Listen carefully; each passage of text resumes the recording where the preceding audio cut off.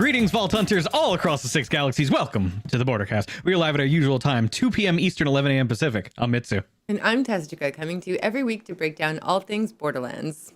As always, we want to take a minute to thank all of our new listeners on iTunes, Spotify, and Stitcher, and those watching live right now on Twitch, YouTube, Facebook, and Steam, or later on the VOD on YouTube. If you're enjoying the program, we would love for you to give us a big old like, follow, or favorite, since you'll definitely want to stay tuned for all that's to come. That's it. That's all I can say, literally. But if you thought it was over, it ain't over.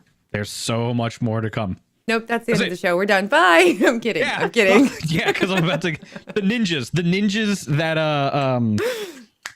Randy Varnell talks about. They're gonna come and abduct me now if I say literally one more word about it. So that's it. I'm gonna shut my mouth now and introduce our guests, who all of you know very well. LazyData and TBJ Quag are back on the program. Yay!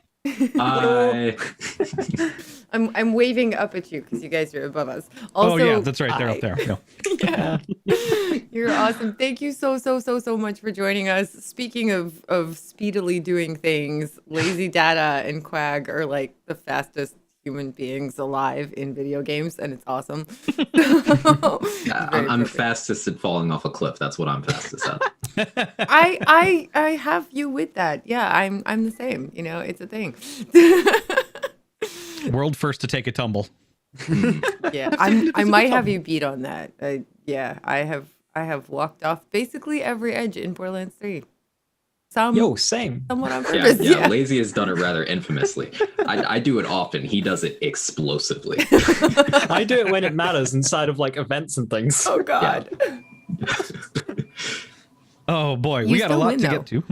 You still win events. Yes. Well, believe me, we'll get to that because that is unholy how he managed to pull that off. All right. What's going on right now? Tales from the Borderlands is on the Nintendo Switch. God, I really hope I need it. I'm tired of being home. I want to go places. I want to have a reason to play it again while I'm on the road, because that's usually the best way to enjoy anything on the Switch. Let's see. We have the Borderlands movie, which is happening. We're going to do a little bit of a recap for all of you who might have missed all the news last week. I would say at this point, they've announced basically the entire cast list. Maybe one or two more surprises might happen. Who knows? I don't know.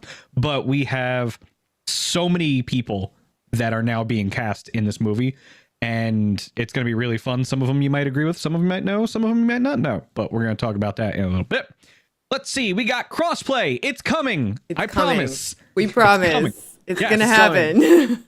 Yes. Nobody believes us, and everybody always Never. asks about it in every single stream, on Twitter, on Reddit, in Discord, on Facebook, on YouTube, even on Steam. I think one of the only comments, because a lot of people can't find the Steam chat, I don't blame you, it's really hard to find. If you want to come chat, it's great if you come on over to the Twitch. But we love you, Steam, you're awesome. And I see the comments that actually exist in the Steam chat, and like the ones that show up more often than anything else is crossplay coming? Yes, it is coming. We don't have a date. I'm sorry. That day is going to be amazing. So many friends I want to play with. Same. Yeah. It's going to be really good. So just please be patient. Yeah. Hang tight. I promise. Maurice's vending machine has moved once again. And in my usual show prep, I know where it is. I didn't get a chance to find out where it is this time because I was running around before the show. So you're just going to have to go and find it. It moved from last week, so you're on your own. Go out there. Play the game. Play the game. Oh, no, I'm telling you to do the thing. That's fun. Imagine playing the video game. Wow. Imagine. Be me. Crazy. Why would we ever do enjoying that? life. God. Imagine creating content. Let's see. Revenge of the Cartels. Please. Soon. TM. Please, I need it. Yeah. in my Oh, God, body. that's so exciting. That's one of the things I'm most looking forward to. Neon, 80s music, and great loot.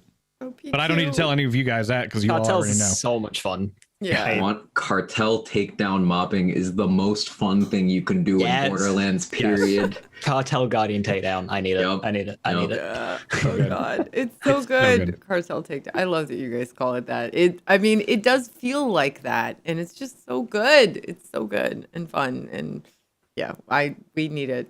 So I'm sure it'll happen soon. We don't know exactly when, but soon. And I was very surprised when I found out about this. Triple G's bringing back the Endgame Rush. Yeah. Yes. I am so happy that this is happening. So let me just talk about Endgame Rush 1. Triple G came up with an idea of a community challenge where he challenged everybody to see how fast they could beat all of the endgame content in Borderlands 3, which would require doing all 6 proving grounds, both takedowns on true takedown mode, Mayhem 11, no skips, and no complex route, because that's just OP. So you can play on Mayhem 10, but due to the modifiers, Mayhem 11 offers an equal playing ground. So most people will skip it, but not everybody would, because when you have your modifiers on, you can get Speed Demon, which if you're properly using Speed Demon, especially on Zane, you can kind of balance out dealing with all of the modifiers. It's wonderful.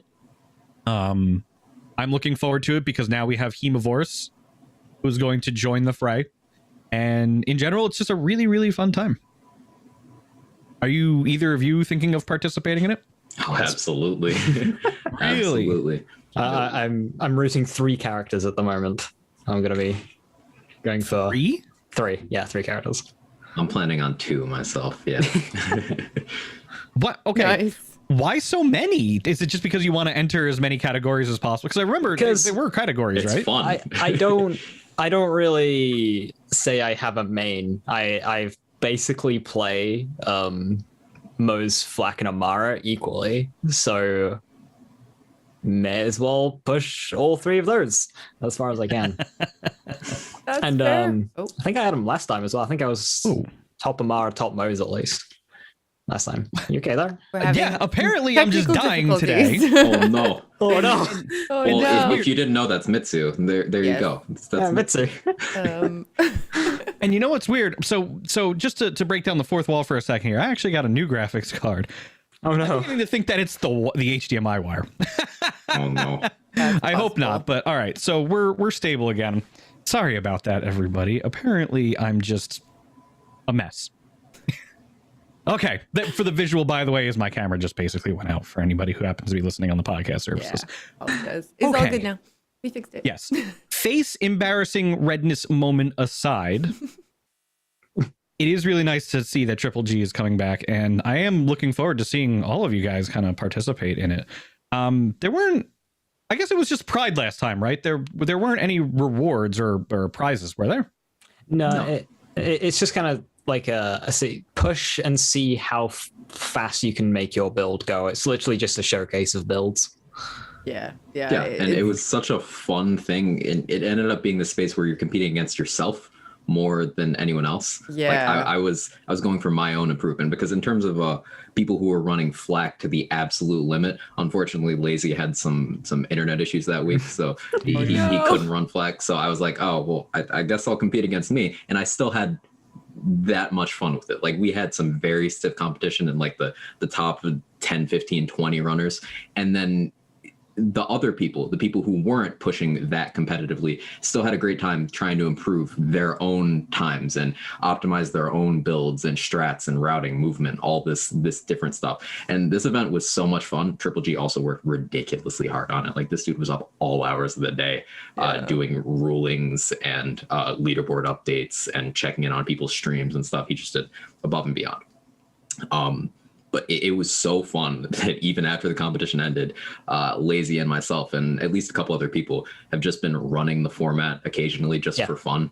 And it's just that good. You like make a build idea or whatever, and you're like, how does this do? You just run the format and see what happens. It's fun. Nice. Yeah, I mean, going fast in Borderlands is fun. Sometimes you end up accidentally sliding off of things, but that's okay. That's part of the cool challenge. It's part of the experience. And definitely humongous, massive props to Triple G for putting it together and organizing it. That is a massive job, and he does it really, really, really well. So definitely huge thank you to him. We'll keep up to date on it so we can tell you guys what the results are like, you know, when it actually goes live. But definitely for all of you speedy people out there, you should check it out. Triple G's Twitter, I will post in the Twitch chat. Actually, it's just triple_GZ1 for the listeners. I'll try to post it in the podcast description section also. Who would be somebody this is a question for both of you. If there are any other names, obviously, Quag, we want you to be watched, and Lazy, we want you to be watched. But who are some other people that you think might be contenders this time in the new Endgame challenge? There's obviously Garwood. You can never leave his name out of the hat, especially when it comes to Zane. Mm-hmm.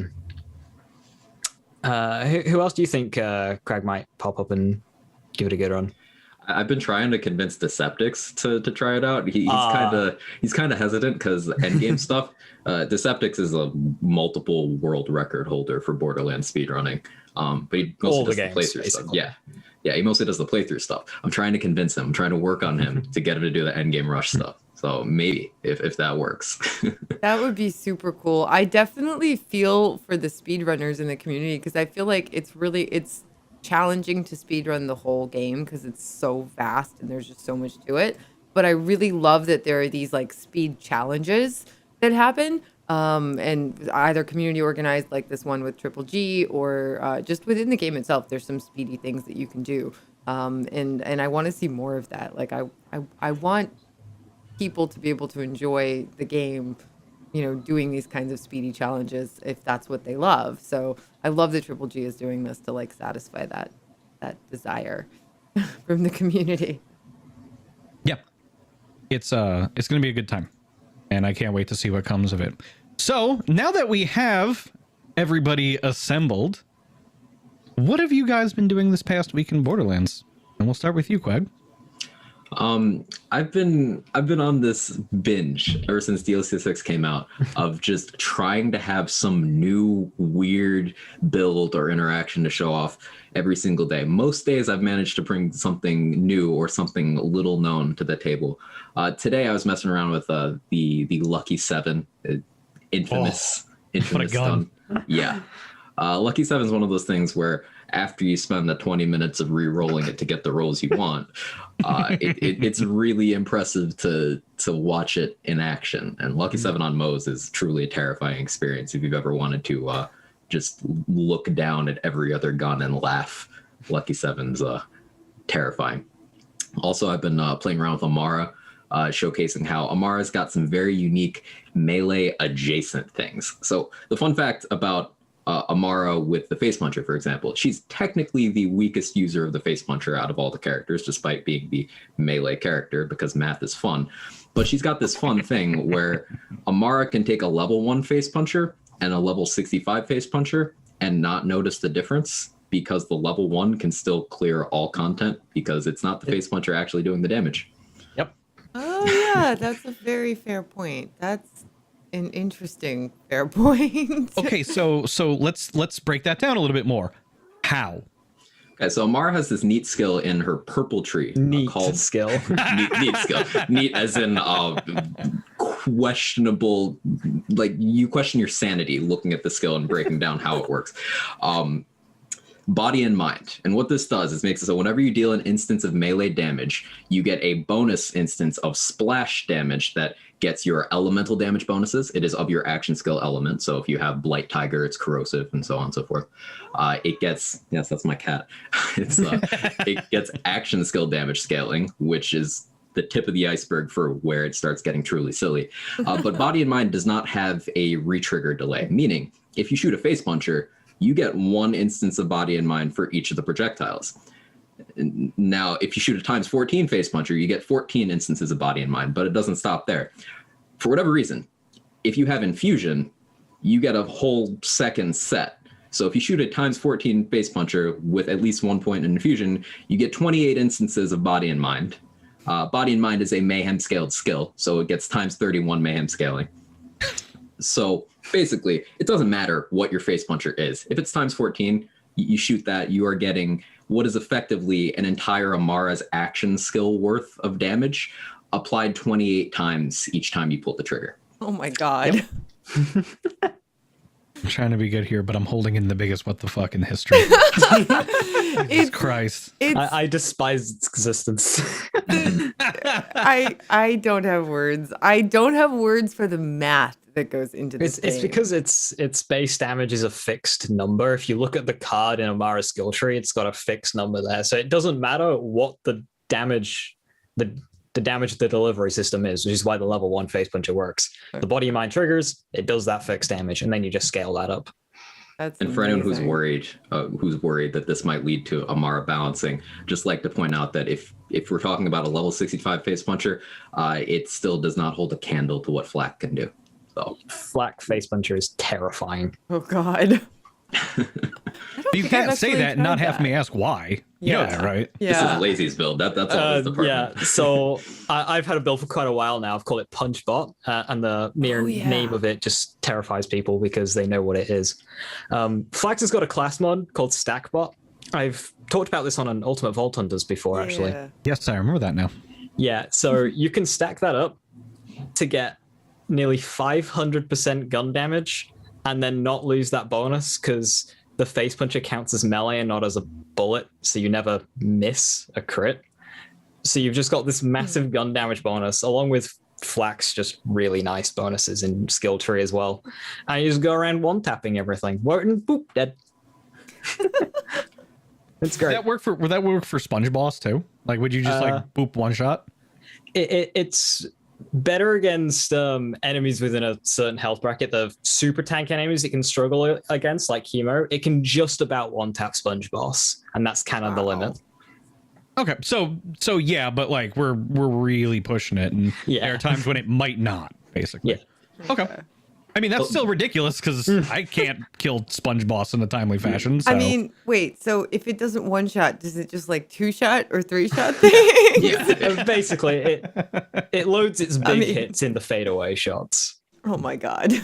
And the great thing about Punchbot is because it is the highest form of Flak math wonkiness, you can actually strip away every single skill point. You can have no skill point spec whatsoever and still do all content faster than about 99% of other builds. That's nuts. That is. Yeah, that's what was your Maliwan takedown time? Quite about 8 minutes without skill points. Yeah, without skill points, it was about 8 minutes. That's insane. Without skill points. That's just that. This is that class mod, that 500% one. I have that recorded somewhere, but yeah. Well, what is it? Last week, Lazy, we showcased a tweet. You managed to 2-shot Psycho Reaver. Yeah. One for each phase. One for each phase, yes, with the ion cannon, right? Well, kick charge would have been more damage. I only had one fire one there. But yeah, one-shotting each phase the Psycho Reaver without skill points. Yes. Insane. Madness. What is this madness? Math. Don't need skill points. Math. You can choose a build kids. or math. They say math. I say magic. Okay. Wizardry. Yeah, like Lazy and Quag wizardry. Seriously, make sure you guys check these amazing humans out. They're beyond human when it comes to Borderlands for sure. LazyData and TBJ_Quag. Just trust me. I mean, you've heard it. You've heard it, and you need to go see it on their channel. It's nuts. So Lazy, what have you been up to? So I've been mainly doing two things. One, I'm always pushing mainly gun-based Amara. Lots of people make fun of gun-based Amara, so it's not good. So I'm always working on optimizations for that to make it do the ridiculous speed killy stuff. And I've also been prepping for Cartels. Cartels has got one weapon in it, which I really, really like. It's not left my inventory, and that's the No Pew Pew COV assault rifle. So I have been farming Hemovorus to try and get a COV company man artifact to amp up the No Pew Pew as much as possible. So when we get the level 65 version, I just use nothing but that for the rest of the time. Unbelievable. Wait, so you're so focused on that. What about Globetrotter? What about Fish Slap? What about OPQ? Because everybody goes immediately to OPQ. I didn't like the OPQ too much. Really? Why? I've never liked the Q system. It's just, I prefer my gun with spikes that spins up and goes burr. That's a fair preference. That's a very fair preference. Everybody likes their certain kind of gun, right? True, like Tess loves submachine guns. I do. I really, really do. But I actually I bet did you like love the torrent then. I did. Oh my god. Oh my god. That gun is ridiculous. It's ridiculous. Although I feel like I have to play Moe's when I use that gun. I tried it on Amara first, and it was fine. Like it was very playable. But like as I ran out of bullets, I was like, I just need to be playing Moe's, and then this will be perfect.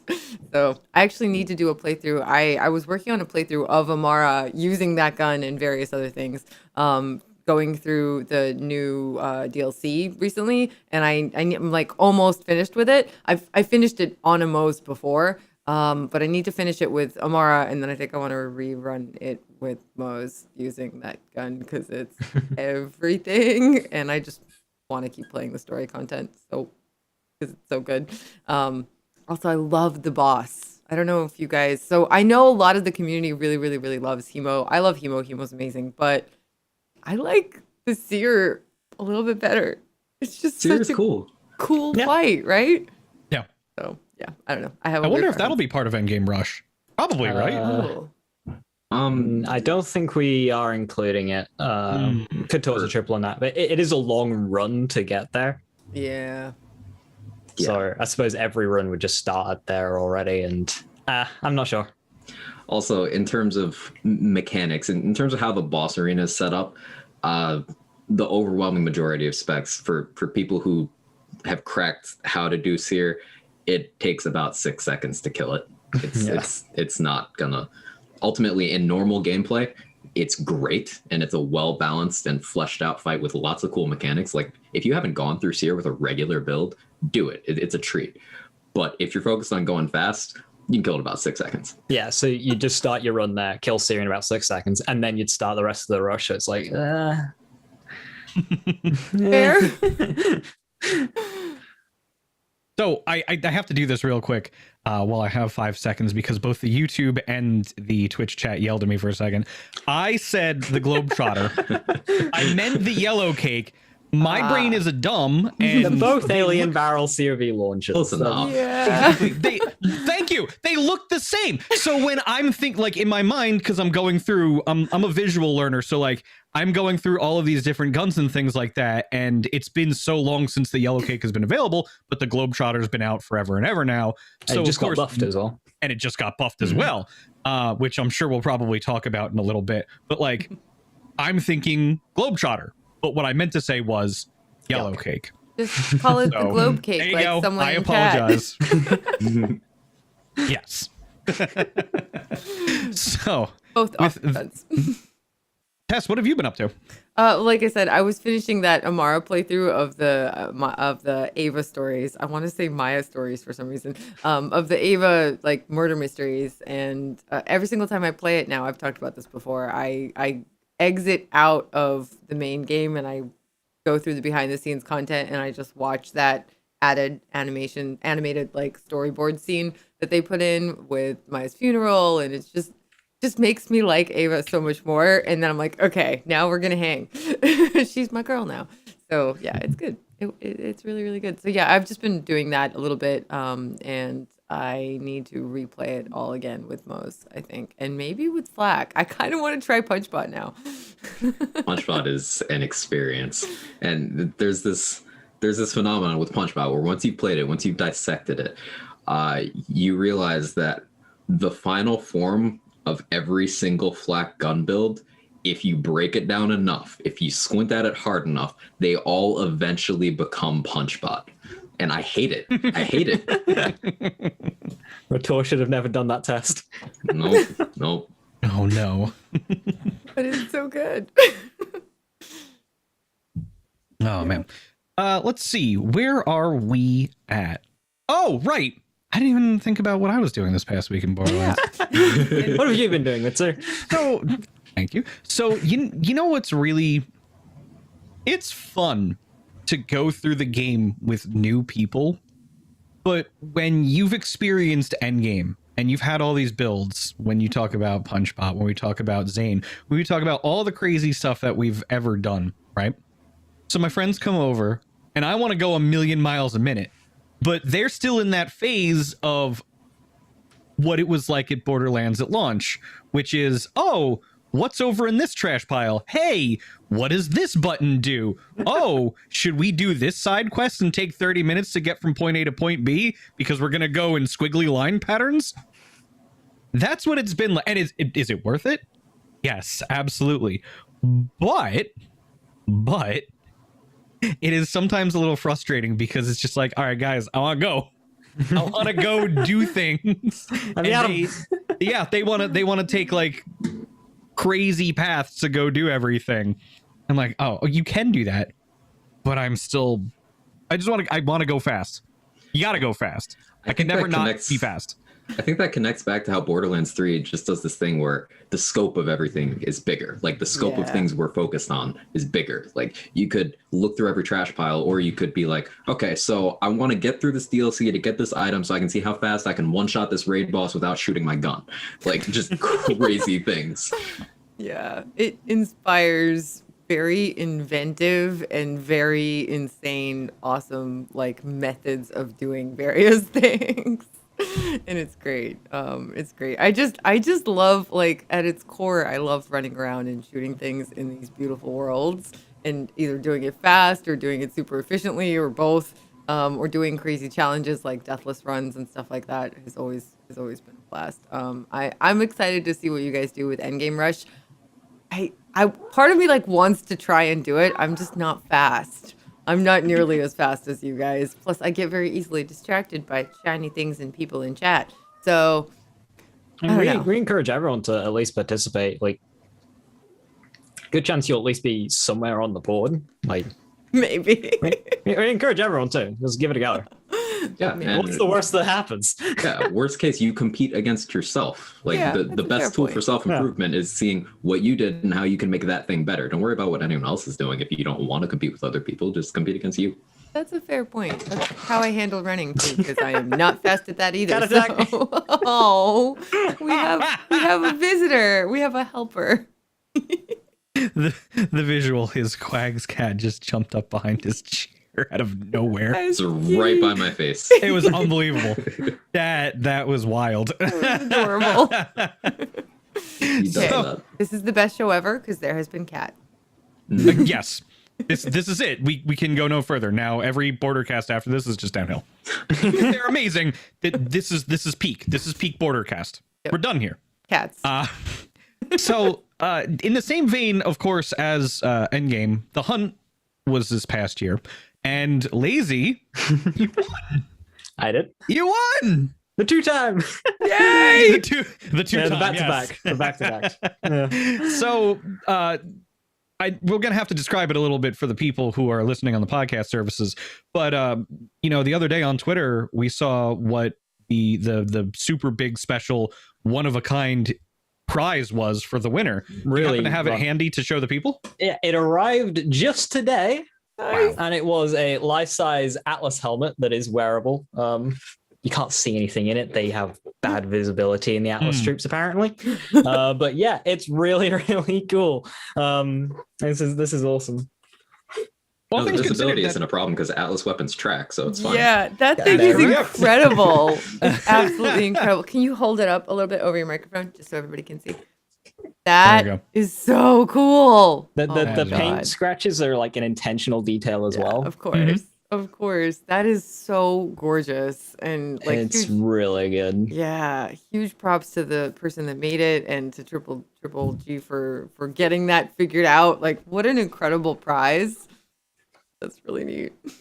What is it made out of specifically? It's like this I think it's this like really hard plastic. I'm not really sure. I mean, it's still amazing. I was just wondering. What's great is it's all one piece. There's no seams or anything anywhere. Really? Yeah, it's just all one molded piece.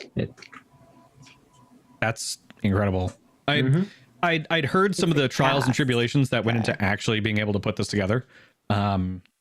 The person who was kind enough to do so did it at cost because it's for charity. And it was it's a unique, this particular person, they specialize in making kind of cosplay equipment, stuff like that. That's very lifelike. And so they haven't done anything pertaining to Borderlands like this before.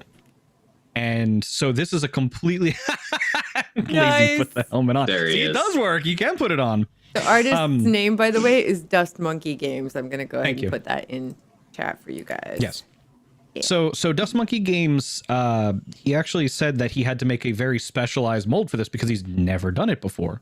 So that's the length to which Dust Monkey went ahead to make this happen. So a huge thank you on behalf of all of us in the Borderlands community for making this work. And I can't speak for St. Jude, but I can tell you right now, they're probably very happy as well because all of the money goes to the kids of St. Jude.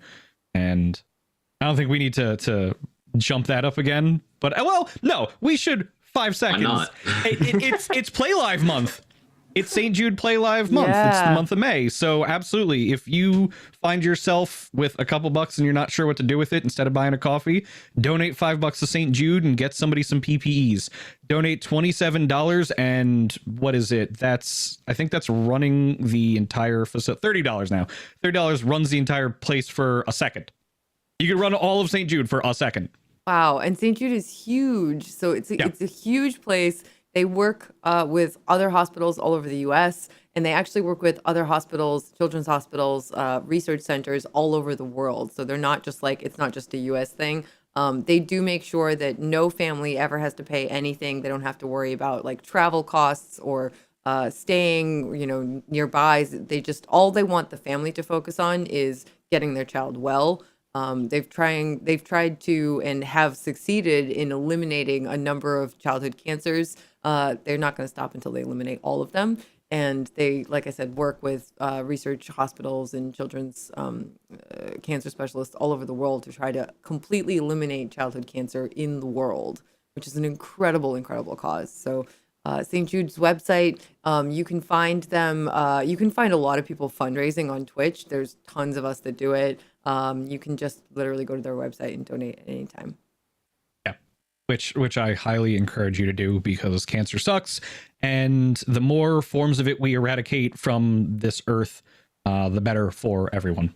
Because on a personal note, I lost my mom to cancer when I was 6 years old, so this vendetta against it is extremely personal to me. And it's very hard to find somebody out there who hasn't been affected by it at least once in their lives, and it sucks. That sucks way too much.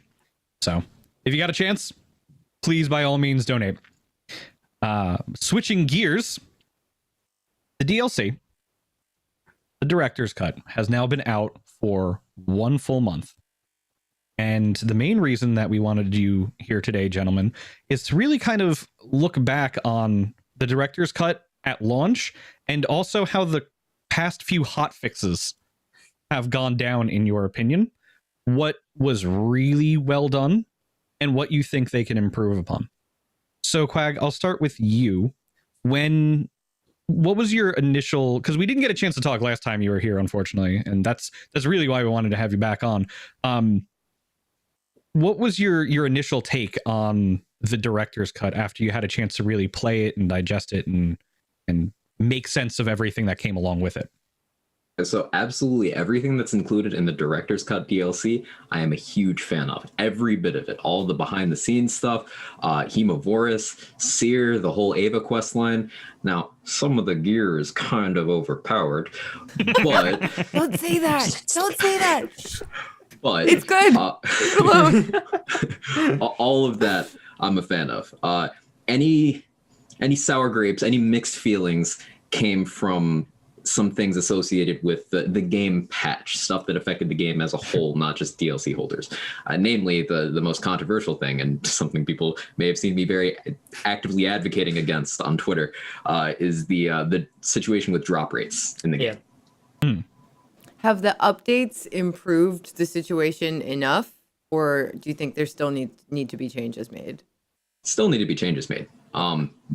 A lot of areas of the game have significantly improved with the changes they've done, and I've got to say Gearbox did a 15 out of 10 job addressing the areas they've addressed so far that needed updating. Example, Proving Grounds was the most rewarding they've ever been in this entire game. Lazy can tell you he's been wanting this stuff forever. Every time Proving Grounds a tweet, I'm like, is this it? I do like 5 hours of Proving Grounds, like, oh, not yet. Oh. And then this time, finally, I was like, value! Value! Oh, they're good now. That's one of my awesome. favorite things that you were doing on Twitter for a while. Is you'd take a picture. So what Lazy would do is he'd take a picture after he finished a proving ground, and he did everything in it because it's Lazy. And the chest would open up, as most of you have done proving grounds, and there would be typically purples, maybe Just even some purples, greens. stuff like- yeah, this will be value. Value. And it's obviously heavy on the sarcasm on that one. And then finally last week, when it was patched and fixed correctly, I saw the first one where it was a picture of finally there were legendaries in there, and he goes, value! And I'm like, yay, they fixed it finally! Yay. It's been so nice to see sort of the community feedback and then immediate response to it that like adjusts all of these things. Like they're really tweaking and fine-tuning stuff, which is really, really cool. I'm glad that it's helping. And hopefully any further sort of needed changes are made. But that's good to hear. I didn't understand at first why it would be a problem because I'm a privileged PC player, and it didn't occur to me that loading times would severely hobble, the amount of loot that you were getting. And that's a significant issue. So I'm really glad that they're actually making sure that it's better. Really cool. As a whole, it's significantly better, and the transparency, the communication, they've been giving details in their hotfix notes. We've had representatives of Gearbox on all kinds of social media, in streams, on the forums, Reddit, all kinds of places, just communicating back and forth dialogue, and that's been fantastic. The one thing that is very close to home for me that I feel still needs to be addressed is takedowns are not rewarding right now. They did address some of the takedown and Mayhem 4.6 loot balance wise, and I'm sure we're going to talk about that, but that's nice. But at the end of the day right now, we're still in a situation where if you want quantity of legendaries, you are still more efficient loading into Sanctuary, walking over to Marcus, checking the 2 vending machines, and then save quitting, than you are going into the Maliwan or Guardian takedown. Particularly Guardian takedown is where it's problematic because it is the longest activity in the game, and it is also the least rewarding activity in the game. And that shouldn't be true of the same piece of content. Yeah. I believe you've done a 4-player test as well. Yes, we did a 4-player true Guardian takedown. It took about 20 minutes. This was on my stream. We did it in 20 minutes, and we got a total of 9 legendary items. Now, that's particularly funny because you are guaranteed at least a dedicated drop from each boss per player. So that maths out to we got 1 world drop between 4 players in the entire takedown. 1. And that's max difficulty Guardian takedown, the hardest content in the game. What Mayhem were you playing on? A Mayhem 10. You were playing on Mayhem 10, so Mayhem 10. Even it would have been full drop rate, not the half that Mayhem 11 is. Wow, that's a little light. I mean, conversely, what's up? Here's the thing about Mayhem 11. I see K6 in the Twitch chat right now, and he'd be like, but actually, Mayhem 11, the drop rate penalty that's stated on that, isn't actually in the game. What do you mean? There's no penalty for Mayhem 11 drop rate wise, at least not one discernible that data miners or players have been able to find. And Graham, Prodigy XL, actually commented on this on Twitter, one of K6's tweets a couple weeks ago, saying that Gearbox is aware of this and it might not stay that way for much longer. So that'd be good, but the penalty on Mayhem 11 doesn't actually exist. Yeah, I've never noticed it. I mean, I feel like sometimes you're in the mood to play with mods and sometimes you're not in the mood to play with them.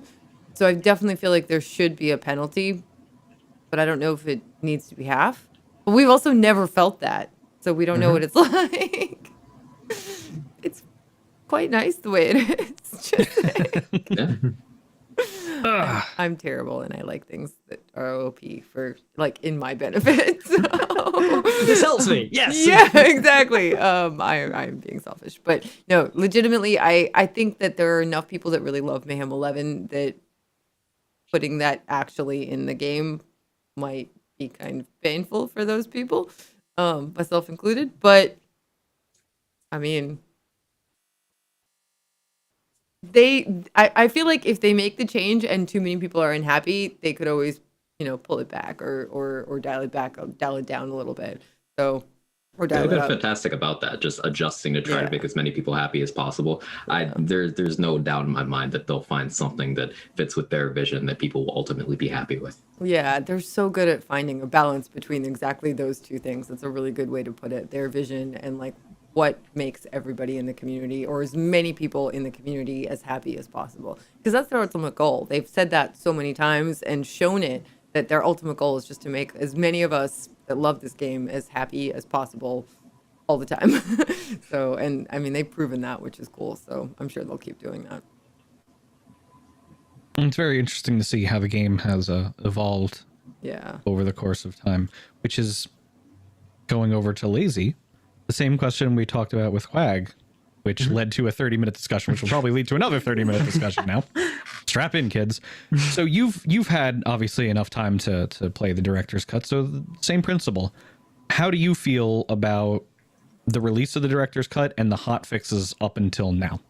A similar story with what Quag said as well. The actual core content of the director's cut I very much enjoyed. I liked the Ava storyline. The Seer boss, Hemophorus as well. I spent and continue to spend hours and hours and hours into that arena. So I think that's one of my favorite pieces of content in the game as a whole as well. So like that a lot.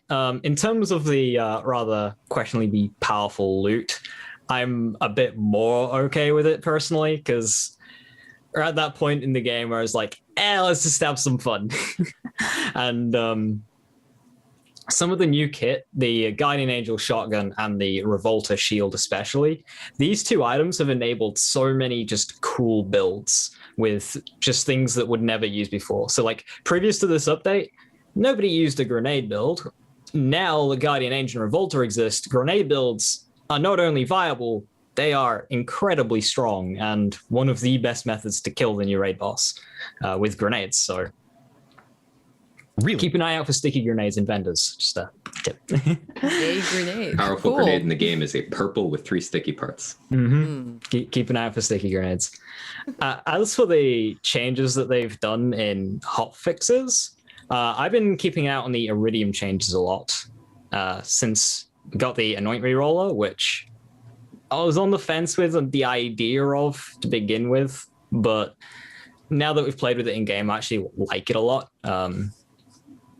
There are lots of things with the whole like anoint pool and stuff, but it's so difficult to get a well-rolled item. But guns in this game got way more of a path variance than in BL2, far, far more. And with anoints on top of that as well, it's nice just having that option to reroll guns. And then with the reduction in wall drops to especially Circle of Slaughters, they don't really feel worth it in terms of loot anymore, which is a shame, but they are the best Iridium farm. The fastest Iridium farm, faster than Black Barrel, faster than Ruiner. So I've been running those a lot more for Iridium, re-rolling the guns. It takes about an hour and a half to get the anoint that you want, which isn't bad. So I really like the changes to the Iridium economy. And I actually feel like my Iridium's going down a little bit rather than up, which is a good thing, because previously Iridium had no purpose. So cheers for that. I have chewed through so much Iridium that I'm like concerned. Sword of Shaft. It's really good. Yeah. That's a good point. Yeah. But like I like having that need to go and farm Iridium now. That's awesome. That gives me another reason to like another thing to do. I mean, I always have a reason to play because I just love playing, but it's nice to have like little things to do that like give me a place to go when I don't want to like think of what I want to do that day. And it's just it's nice. It's nice to be low in Iridium. It's a weird thing to say, but it is. It gives it value. It gives it value. If you have a currency that you never use, then it's not worth anything. Yeah. Value. Yeah, exactly. Value. Which they tried before. This is definitely the best way to do an Iridium sync. The one thing that existed beforehand where people could use for Iridium sync was using the Iridium Fabricator at the alternate fire so that they would get guaranteed legendaries, almost guaranteed legendaries out of it, which was nice. But because they were world drops and it was very unpredictable and uncontrollable, most people still let it fall by the wayside. It's great when you're leveling up and you just happen to have 250 Iridium. You pop something out so you can blast through the entire game so much easier. But this is with purpose. And I think that's what Borderlands 3 needed. It goes back to vault cards too. Everything has a purpose. The Slaughter Star and the Slaughter Shaft, they all have a purpose. You go in there, you farm the Iridium. Maybe you'll get a couple legendaries out of it. That would be really cool too. But now it has a specific known purpose. And now Iridium has a purpose. If you're just throwing things in a game just to put them in there, and I don't think that's what Gearbox did. I think that they put them in there in the same vein that they were, but didn't have certain things that carried the necessity to have it past a certain point. And so now everything, even cash, money has value now too, because you could walk up to a vending machine, find a grenade mod in there that's worth $10 million. That's actually what you need. You're dropping 10 million, but you've got your recurring hex with 50% incendiary bonus damage. I need that. Can anybody spare one of those actually? I think I might have one of those, but I'm sorry. It's mine. If you had a duplicate, I don't want to say this is really. I'm sorry, Mitsu. No, it's okay. I'm the worst. And the thing is, like, the hex isn't even really that good. I guess it's fine.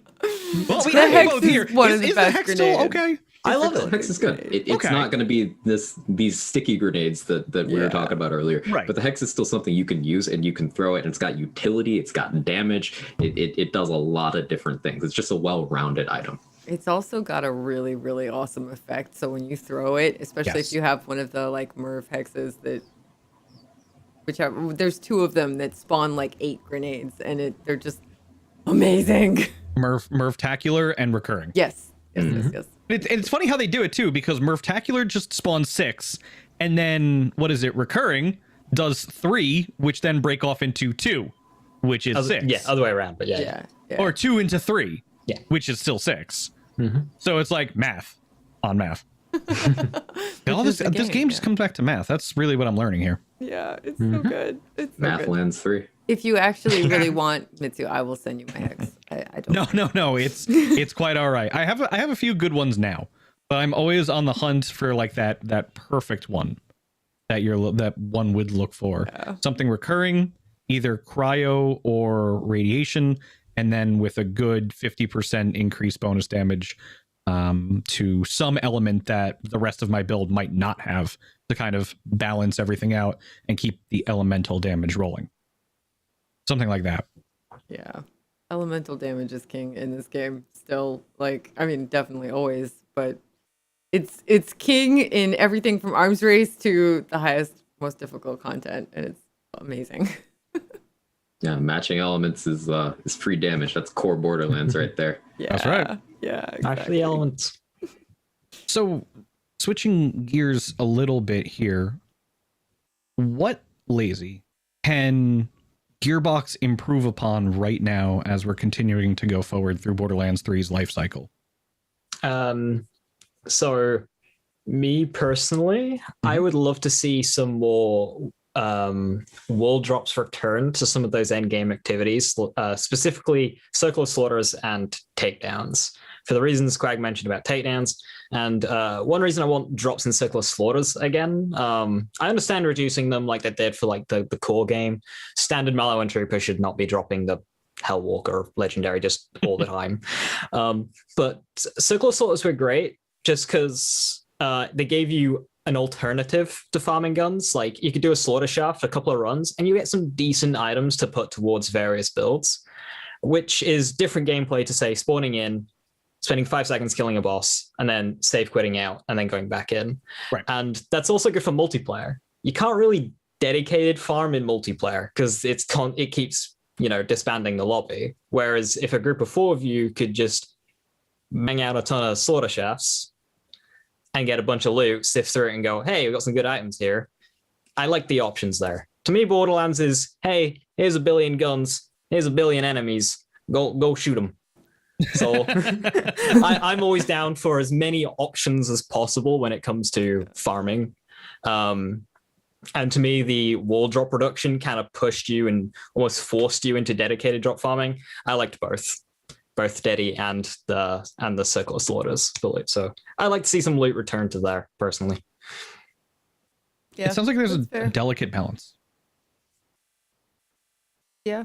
It's tough to meet that point right in the middle between you have options and how you're going to get your stuff and the game just throwing things at you nonstop.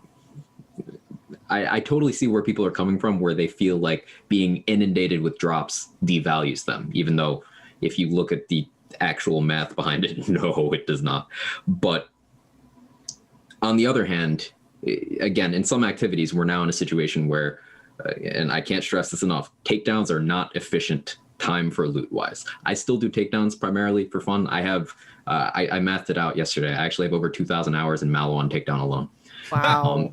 Yeah. Jesus. Holy Yeah. wow. I love takedowns, but if I'm after loot, just like unspecified loot and world drops in general, they are one of the worst things you can do. And that shouldn't be true of one of the most difficult and rewarding things you can do in the game.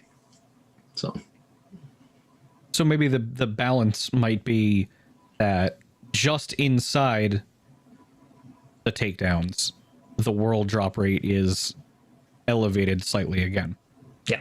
And that would be that way it's not everywhere, it's just there where you have a better chance to get things that you might be looking for. Mm-hmm. I think it was a good compromise.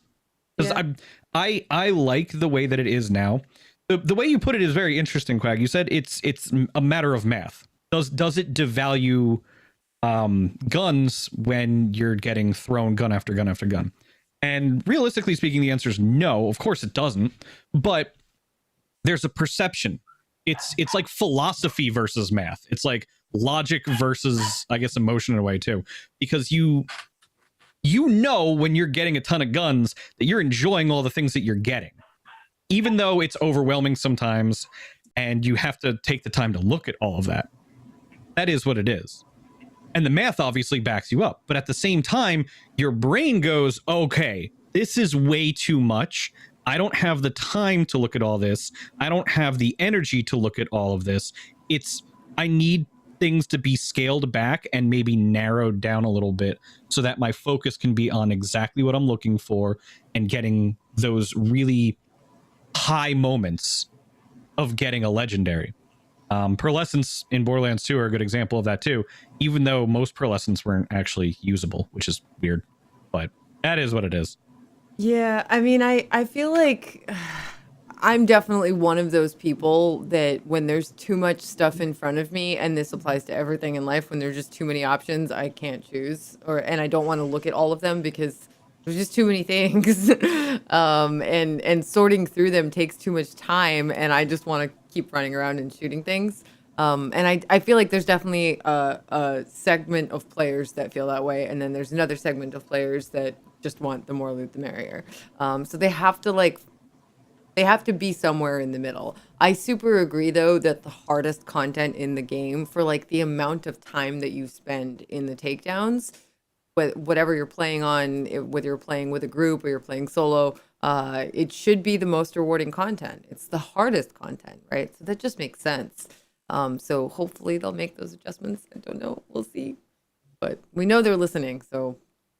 Absolutely. The communication, transparency, the fine tuning, just very snappy responses with this particular loot economy change stuff has been fantastic. Even as someone with, I have this core issue. I haven't shut up about the raids and takedowns this entire time. But even with that problem, I still do firmly believe Borderlands 3 is in the best state it's ever been in. Okay, that was actually going to be my next question then. You already answered it. And Lazy, same thing? Yep, same thing. I think this game has just been an upwards trajectory from all the changes. Really good. Which is a really good feeling. Like 6 DLCs in. It's amazing, actually.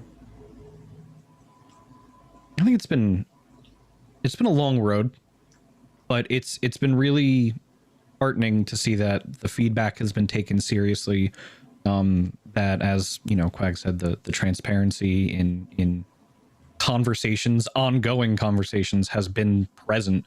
I would say, if anything, it really started in earnest maybe about this time last year, and maybe a little bit further back than that. But there was a very noticeable ramp up in, trying to figure out what can be done to further appeal to those who may be longing for the Borderlands 2 days. And this is the best way to bring all of those different factions together, you know, and give. They never compromised their vision, but they were very happy to kind of give back a little bit of what we needed to make the game as enjoyable as we saw it to be from potential standpoint, you know.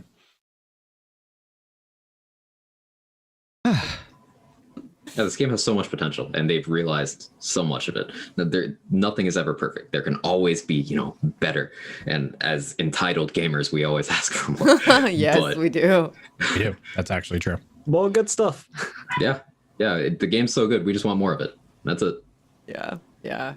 Definitely. So the second most asked question after crossplay is, when is Cartels coming back? It is coming back Soon. TM.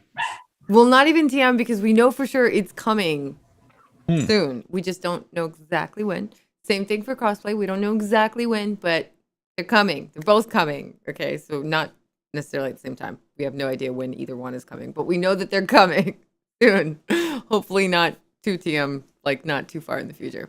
So we all of us, I think, are looking forward to enjoying Cartels with you guys, hopefully in the relatively near future.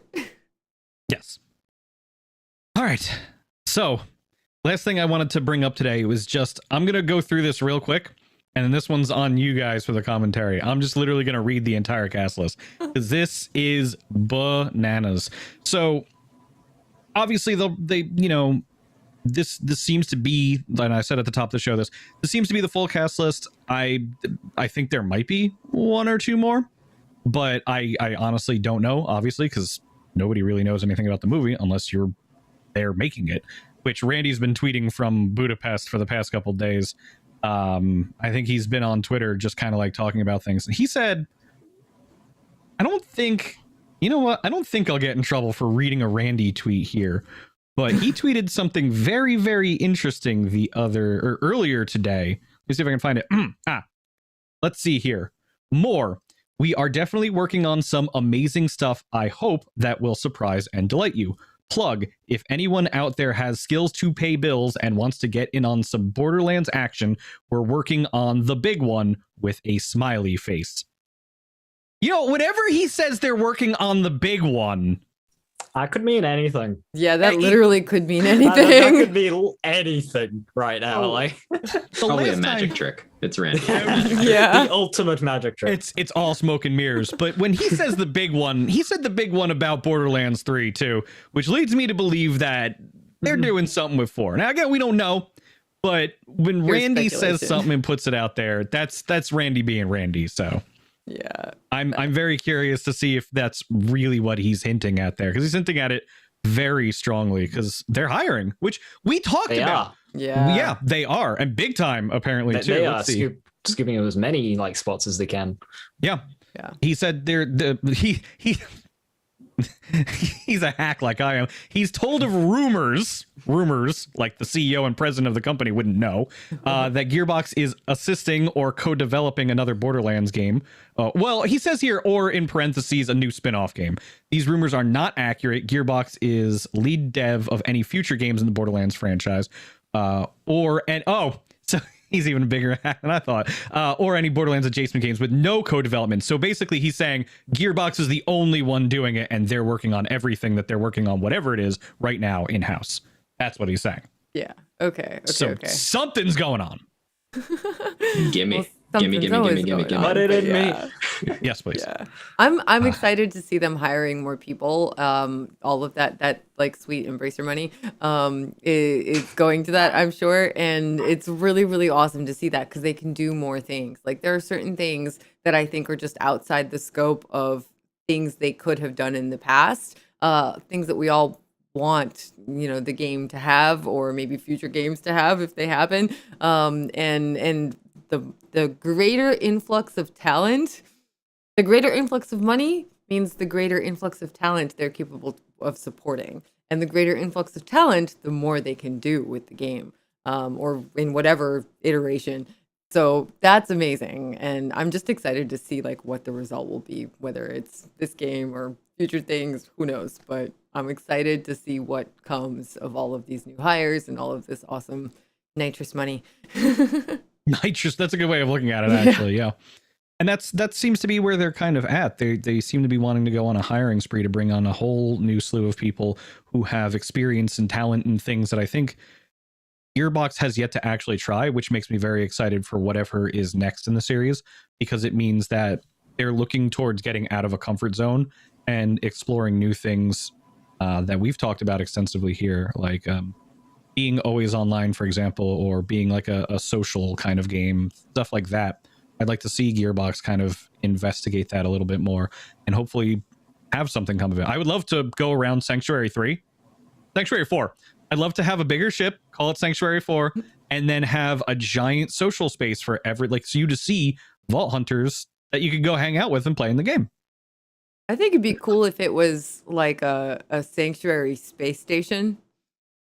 You know? Oh, like a okay. Like you could do, and I mean, like a hub world thing. Yeah, like if They we're dig up Helio Swan, the Hyperion ship. They that dig would be up and amazing. Oh, Yeah, that'd be like cool. have it hang out near Pandora, kind of attach it to the moon, whatever. You know, but like they rebuild it instead of an H, it looks like an S. Yes. oh, yes, that would I be like it. awesome. Just like, like it's it. like strapped L. on. Yeah, that would be so perfect. That would be Or so an L on for brand. Lilith. It's like this is our thing in honor of our friend who we miss and clearly is in the moon still. We think. Oh man, that would be amazing. Yeah, I mean, if we could just say the things that we dream about, that would be awesome. Yeah, walking around and seeing your character and all of these things. I think Mitsu needs a new cable. He's turning colors. I'm turning colors again because of course, which means I should probably continue and we should investigate that afterwards. In the meantime, getting back to what we were talking about in the first place was the movie. Real quick, cast list. New additions: Gina Gershon as Moxie, Cheyenne Jackson as Jacobs, Charles Babalola as Hammerlock, Benjamin Byron Davis as Marcus, Stephen Boyer as Scooter, and Ryan Redmond as Ellie, with Bobby Lee, I assume that's the comedian Bobby Lee, joining the cast in a new role of Larry, of course, joining Kate Blanchett as Lilith, Kevin Hart as Roland, Jamie Lee Curtis as Tannis, Ariana Greenblatt as Tiny Tina, Florian Montenot as Krieg, Edgar Ramirez as Atlas. I can do this. I'm going to go through the whole thing from memory here. Haley Bennett as a character from Lilith's past that I don't believe has a name yet. Olivier Richters, who is known as the Dutch Giant, who is going to be playing. That's Crom, right?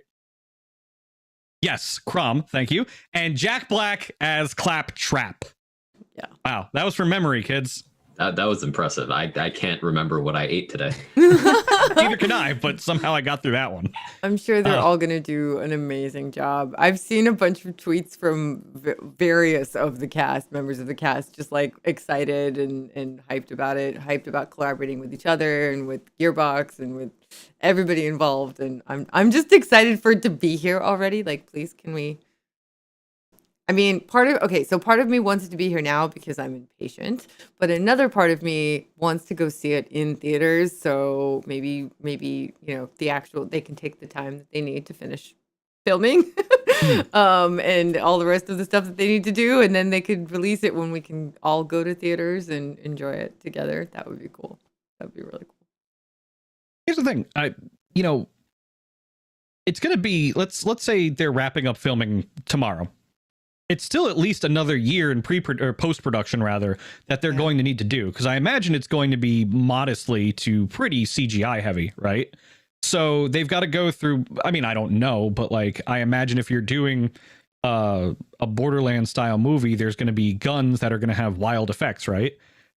So that you can't do that in real life. You can't make a Norfleet in real life, for example. You've got to post-produce that. That would be amazing. Yeah, right? So weird thought.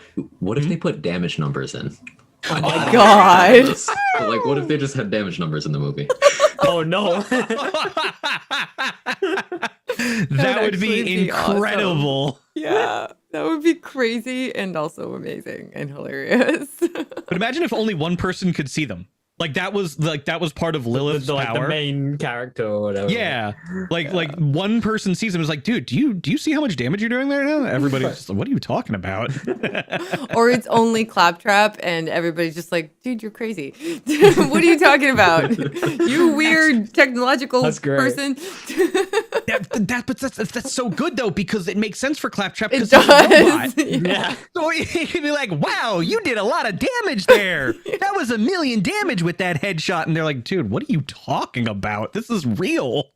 Moxie cameo voice acting. That's a lot of damage, right? That's a lot of damage. Damage. Damage Nation. Great. Or add critical text because Killer Six just put in chat. Yeah, that would also be great. Oh my god, do you know what I just realized? Okay, this is Borderlands, right? So that means every time they introduce somebody, they're gonna have to do Yes. intro Oh, I hope they text do for that. them, right? Yes. I didn't think of that. Oh my Please. god. Please. So when somebody gets introduced, you have them get a critical hit and it says critical, and it says like Lilith, and it just says critical hit on somebody's headshot or something like that. That, oh boy. Woo! I want to see this movie. It's gonna be a lot of fun. Like no matter like how it turns out, it's gonna be tons of fun. Yeah. Yeah. At the very least, it'll be a popcorn movie, Yes. and that'll be great. Yeah. That'll be great. It's Borderlands. Borderlands is about the fun. That's what we're there for. Exactly. I'm just excited to see it. It's gonna be awesome. It's something where I imagine it will try to be thought-provoking, because if you really start especially Borderlands 1, if you really start stripping away Borderlands 1 from all the dry wit and humor of it, they're really trying to make like a philosophical point There's about lots of moments in BL1, like dark sections as well, and just I loved BL1's atmosphere for that. There's so much environmental storytelling. Yeah. And like BL1, it didn't have like the character. Sorry, I'm going on a bit of a tangent here, but No, you're fine. they didn't have the character narrations for like introducing side missions, like from BL2 onwards. Mhm. But if you went in and read all of the bits of text before and after every mission, you got tons of extra like info, way more than say BL2 or BL3 gave you. Yeah. So there was actually quite a lot there in writing in BL1 that I think a lot of people missed. Yeah, That that's was very my true. Feel to that, yeah. Yeah, there's a lot of games where all of the lore is in like written things in the game, and so it's kind of like hidden. You have to look for it. Borderlands definitely is more in your face just in general, but there's still a lot of lore hidden in the text of things, which is cool.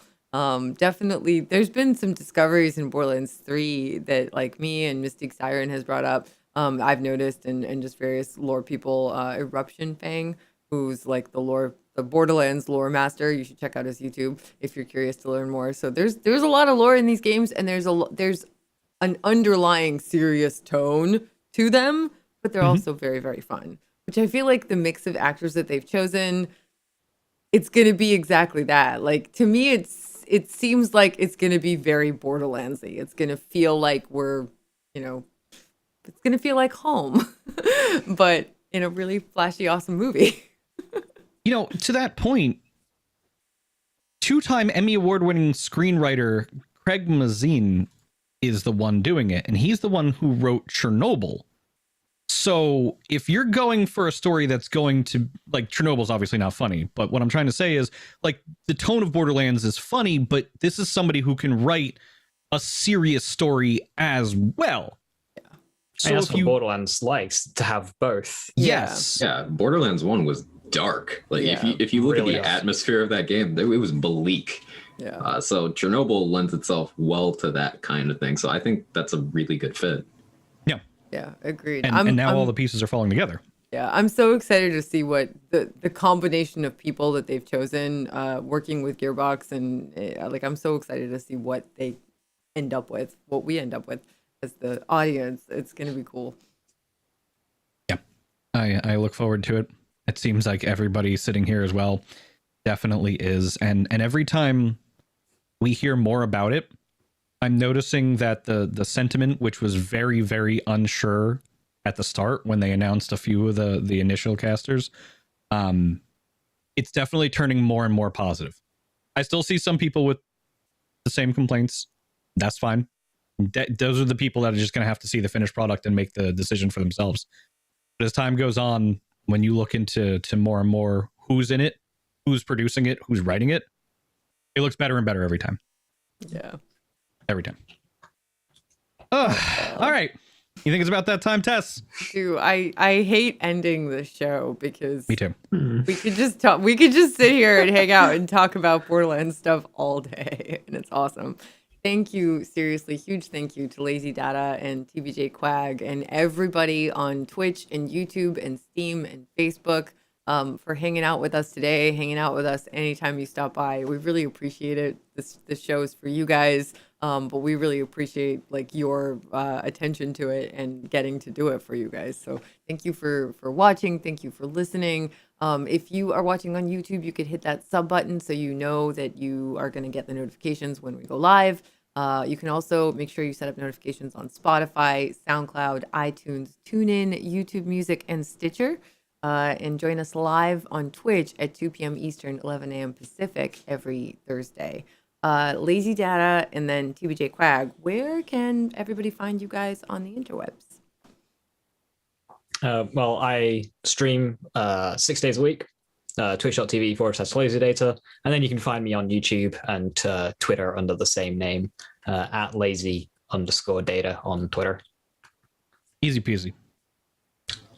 For me, I also stream 6 days a week on Twitch. I don't do the YouTube thing as heavily as Lazy does, but I do have one where I just kind of offload funny little clips of boss one-shots and stuff I do. I am TBJ_Quag on Twitch and Twitter, and I'm Quag_TBJ on YouTube because reasons. Gotcha. What about you, Mitsu? If for some reason, and I don't know why you would want to do this, but for some reason, if you like listening to a man lose his mind about whether or not it's called a sub sandwich, which it is nothing else. It looks like a sub, therefore it is a sub. Twitter.com/Mitsu Show, MITSUSHOW, where you can scream at me about how I'm wrong, and then I will correct you immediately and then laugh at you, and then everybody else will, and then we'll have a good time, and then I'll enjoy my sub sandwich. Twitch.tv/Mitsu if you want me to do it live, which I think I've been doing that bit for the better part of 7 years now. It's one of my favorites. That's it. Tess, where can they find you? Right here on the Borderlands channel a lot. Also over on Twitter at Tess Games. Same goes for Instagram. And then my Twitch is Tessa, CHKA, Tessichka. I stream there every Saturday and some Wednesdays and some other days as I can, pretty much. Word. All right. I guess that is the wrap up time, right? On behalf of myself, Tess, the entire content creation team, thank you so much for joining as you do every single week. Now go forth and make some mayhem.